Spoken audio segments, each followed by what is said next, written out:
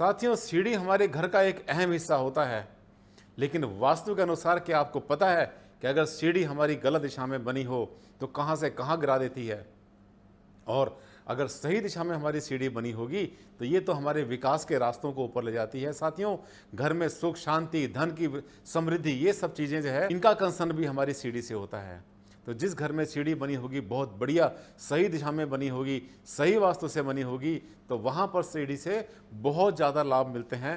कैसे, ये जानने के लिए आप मेरे इस वीडियो में मेरे साथ चलिए। मैं आपको आज सीढ़ी का एक एक पॉइंट बताऊंगा कि सीढ़ी होती क्या है, कैसे यूज़ करनी चाहिए और वास्तु में इसकी क्या क्या सावधानियां लेनी चाहिए। आज साथियों मज़ा आ जाएगा, क्योंकि आज मैं हर टॉपिक लाया हूं इसके अंदर।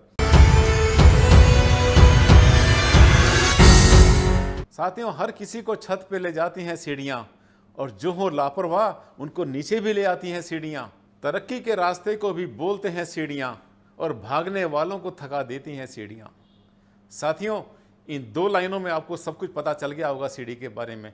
अगर सीढ़ी बनी हो आपकी अच्छी दिशा में, वास्तु के हिसाब से सकारात्मक दिशा में बनी हो, पॉजिटिव सीढ़ियां बनी हो, तो आपको फर्श से अर्श तक ले जाती हैं।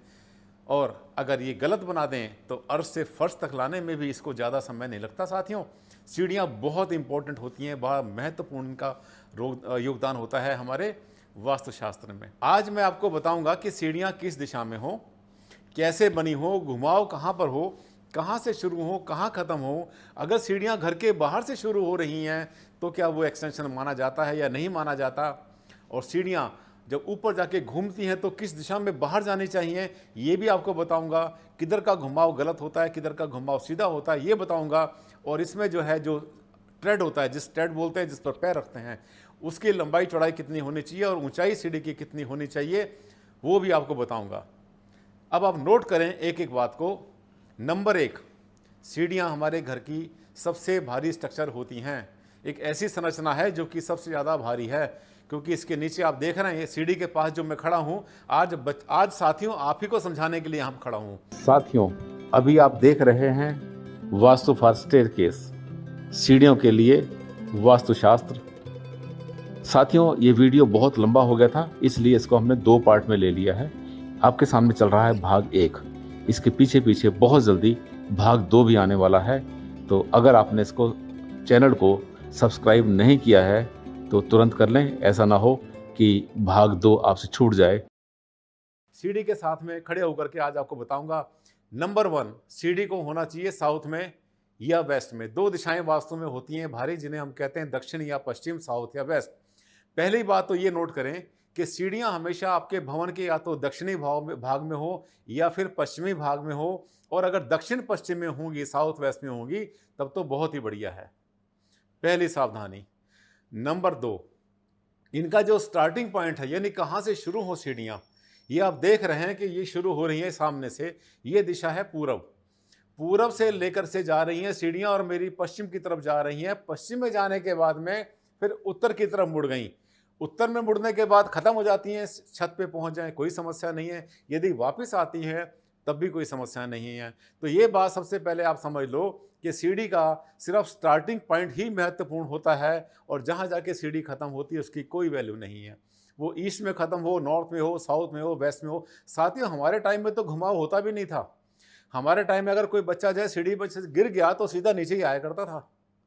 अब आजकल सीढ़ियाँ बनती हैं डबल, यानी पहले ऊपर जाती हैं फिर वापस आती हैं। इससे एक तो जगह की बचत होती है, दूसरी बात यह है कि मल्टी स्टोरी बिल्डिंग बनती है आजकल। तो इससे आप जितनी मंजिल चढ़ना चाहें, अगर सीढ़ी आगे गई है उसके बाद में फिर एक लैंडिंग होने के बाद वापस आई, तो ये आप चाहें 2 मंजिल, 4 मंजिल, 50 मंजिल, जितना चाहें उतना बना सकते हैं। तो आपको कोई समस्या सीढ़ी में नहीं आएगी। तीसरी बात, ये जो सीढ़ियाँ बनाते हैं इसके अंदर जो हमारा ट्रेड होता है, जिस पर पाँव रखते हैं, ये जो पाँव है हमारा, ये 1 बालिश से थोड़ा सा ज़्यादा होना चाहिए। 1 बालिश और 3 उंगल, यानी लगभग मान के चलिए कि 10 इंच तो होना ही चाहिए। 10 इंच से कम इसको नहीं होना चाहिए। और जो इसकी खड़ी टक्कर है, जिसको हम कहते हैं राइजर, ये जो सीढ़ी का 2 पार्ट हो गए, एक खड़ी टक्कर होगी, एक जिस पर पैर रखा हमने, तो जिस पर पैर रखा उसको हम बोलते हैं ट्रेड। इसकी जो लंबाई है 10 इंच से कम ना रखें। और जो खड़ी हुई टक्कर है, उस खड़ी हुई टक्कर की जो हाइट है 7 इंच एक आदर्श ऊंचाई मानी जाती है। 8 कर देंगे ज़्यादा ऊंची हो जाएगी, 6 कर देंगे थोड़ी सी कम हो जाएगी। तो ये उसका भी ध्यान रखें। तीसरी बात कि आप जब सीढ़ी बनाएंगे तो अगर घुमाव बनाना है आपने, जैसे सीढ़ी आगे गई जाने के बाद घूम के वापस आती है, तो हमेशा क्लॉकवाइज होनी चाहिए, राइट हैंड घूमनी चाहिए, जैसे घड़ी घूमती है क्लॉकवाइज।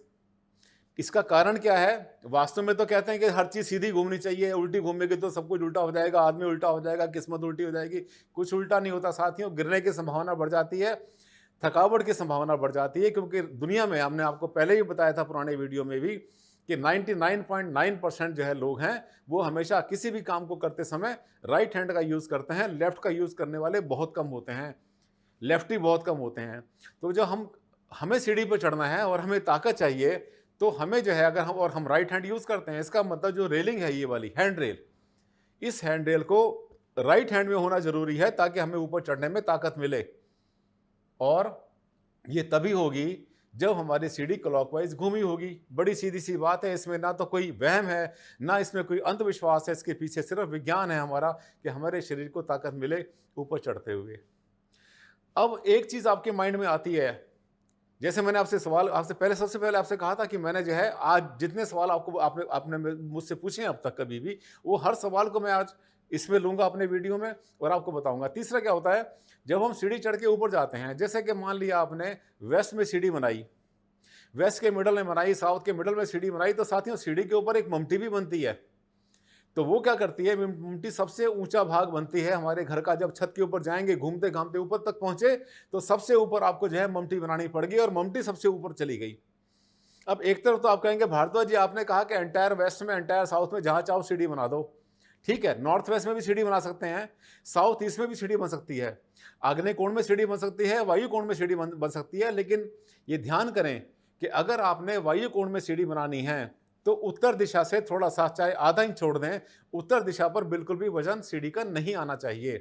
यानी सीढ़ी को आप स्लैब पर बनाएं, फोल्डिंग बनाएं, या फिर नीचे स्लैब डाल के बनाएं, या बीम में बनाएं, जैसे भी बनाते हैं, तो सीढ़ी का जो वजन है नॉर्थ की दीवार के ऊपर नहीं आना चाहिए यदि आपकी सीढ़ी उत्तर पश्चिम यानी वायु कोण में बना रहे हैं। अगर आप दक्षिण पूर्व में बना रहे हैं, जिसे आग्नेय कोण कहते हैं, अगर वहां पर सीढ़ी बना रहे हैं, कोई नुकसान नहीं है।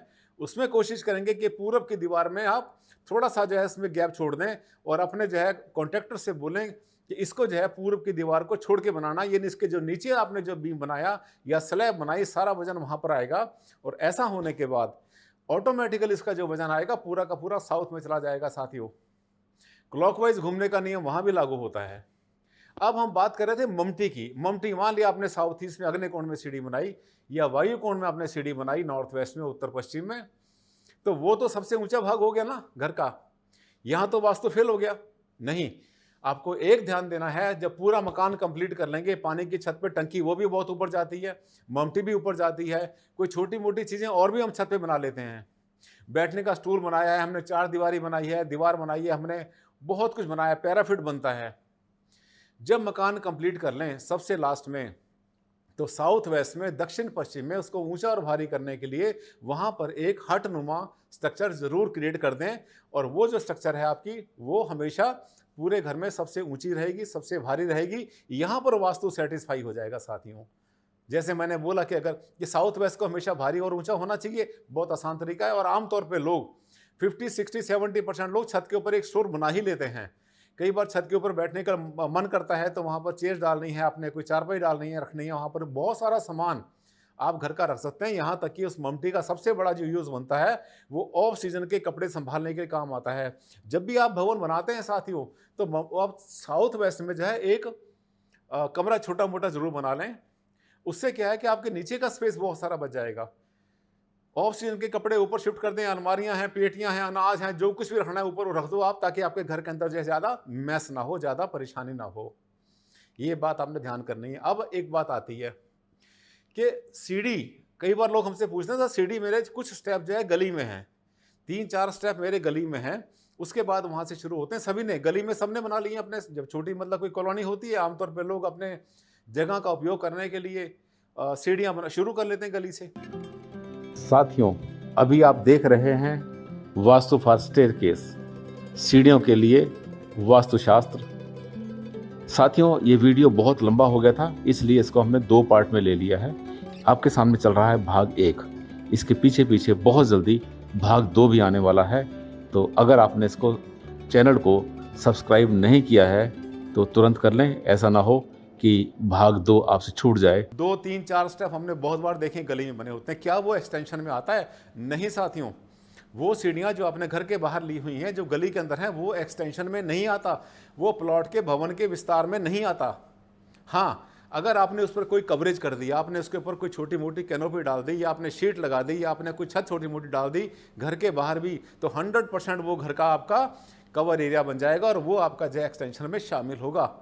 उस केस में आपको अपने भवन के साथ उत्तर दिशा में, अगर आपने उत्तर पश्चिम बना रखा है आपने, तो उत्तर दिशा से आपने चढ़ना शुरू किया, तो वहाँ पर एक बारीक सी कॉपर वायर डालकर अपने घर के साथ साथ और गली के बीच में उस स्थान को कट कर दें, उसकी एनर्जी को वहाँ से अलग कर दें, नीचे भी और जो ऊपर छत डाल रहे हैं ऊपर उसमें भी ध्यान करें। यही काम आपको जो है साउथ ईस्ट में करना है, आपको दक्षिण पूर्व में भी करना है। अगर सीढ़ी आपके घर से बाहर से शुरू हो रही है तो साथियों वो आपके जो है एक्सटेंशन में विस्तार में नहीं आती, लेकिन अगर आपने ऊपर से कवर कर दिया तो फिर वो आपका विस्तार बन जाएगा। उस केस में भी आपको कॉपर वायर से काट के अलग कर देना चाहिए। ये आपको साथ साथ बता रहा हूँ मैं उपाय भी।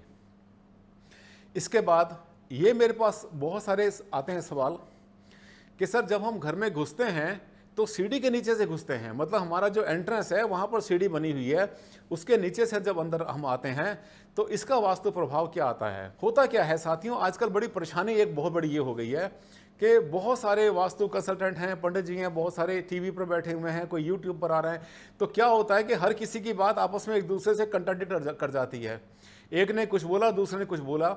जब तक कि आप उसकी बात का लॉजिक ना समझ लें, जब तक उसका कारण ना समझ लें, जब तक कि उसका कोई साइंटिफिक रीज़न ना समझ लें, तब तक आपको एक्सेप्ट नहीं करनी चाहिए ये बात। साथियों, अभी आप देख रहे हैं वास्तु फॉर स्टेयरकेस, सीढ़ियों के लिए वास्तुशास्त्र।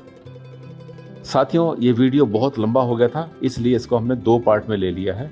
आपके सामने चल रहा है भाग 1, इसके पीछे पीछे बहुत जल्दी भाग 2 भी आने वाला है।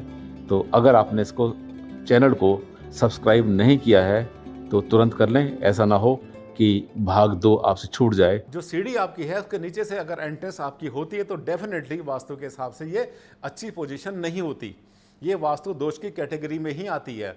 क्योंकि घर में घुसते ही अगर आपके ऊपर जो है ग्रेविटेशनल फोर्स पड़ता है, ग्रेविटेशनल फोर्स क्या है एक्चुअल में, क्या है कि वो टेंसाइल फोर्स है।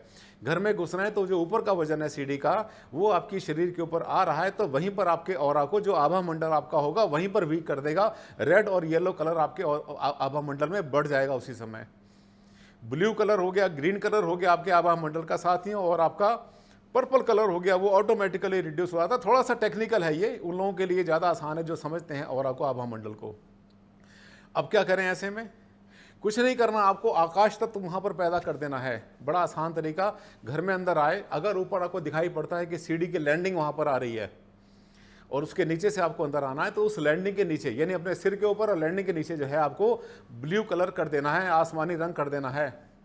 आकाश तत्व तो वहीं पर क्रिएट हो जाएगा उसी समय, और वो उसकी जो नेगेटिविटी है बहुत हद तक कम हो जाएगी। सीढ़ी को तोड़ना नहीं, तोड़फोड़ बिल्कुल नहीं करना। आपके घर में सीढ़ी कहीं बनी हो, कैसी बनी हो, हमारे पास बहुत सारे इलाज होते हैं। अगर आपकी सीढ़ी एंटी क्लॉक घूम गई है, मान लिया आप ऊपर चढ़ते हैं, चढ़ने के बाद में उल्टे हाथ घूमते हैं, तो उस वास्तु दोष को दूर करने के लिए 2 तरीके आप हैं इसके लिए। नंबर 1 तो ये, ऊपर चढ़ते समय घुमाव के बाद जो भी दीवार आपके सामने पड़ती हो, उत्तर दिशा की या पूर्व दिशा की, उसके ऊपर एक हमारा जो ड्रेसिंग टेबल की साइज़ का एक मिरर होता है वो लगा लें, जिसमें आपको अपना अक्ष दिखाई देगा। तो वो आपको जो है आपकी ऊर्जा को वहाँ उल्टा कर देगा, आपको दिखाएगा कि आप इधर से नहीं आए थे, आप इधर से आए थे, और वो सीढ़ी को क्लॉकवाइज होने वाला काफ़ी हद तक 80% तक आपकी जो रिकवरी है इसकी नुकसान की, वो ठीक कर देगा। आपका वास्तु दोष काफ़ी हद तक ठीक कर देगा। दूसरा साथ साथ ये भी करें, क्योंकि मैंने आपसे कहा था कि 99.9% लोग जो है सीढ़ी चढ़ते समय, कोई भी काम करते समय राइट हैंड का ज़्यादा यूज़ करते हैं। उस केस में अगर राइट हैंड में आपके पास दीवार आ गई, क्योंकि अगर सीढ़ी एंटी क्लॉक घूमेगी तो राइट साइड में आपके पास दीवार आएगी, उस दीवार के ऊपर भी एक हैंड रेल लगा दें, जिससे चढ़ते समय उसको पकड़कर आसानी से ऊपर जाएं। तो एक मिरर लगा दिया और एक आपने हैंडल लगा ली, तो ये मानकर चलना 100% वास्तु रेमेडी आपकी सीढ़ी की हो गई। इसके बाद वास्तु दोष नहीं बचा। और अगर आपको मेरा वीडियो पसंद आया है और लगता है आपको कि मेरा चैनल वाकई में सब्सक्राइब करने के लायक है, तो इसको ज़रूर सब्सक्राइब करें और उन सब के साथ शेयर करें जो अपना मकान बना रहे हैं, जिसके घर में सीढ़ी गलत बन गई है, गलत दिशा में बन गई है, उल्टी घूम गई है, कुछ भी हुई। जिसका भला चाहते हैं और चाहते हैं कि अपने वास्तु दोष को, इस दोष को ठीक कर लें किसी तरह से, तो फिर आप उसके साथ में शेयर करें और मेरे इस वीडियो को लाइक ज़रूर करें। लाइक करना ना भूलें अगर आपको अच्छा लगा। धन्यवाद। Take care. नमस्कार।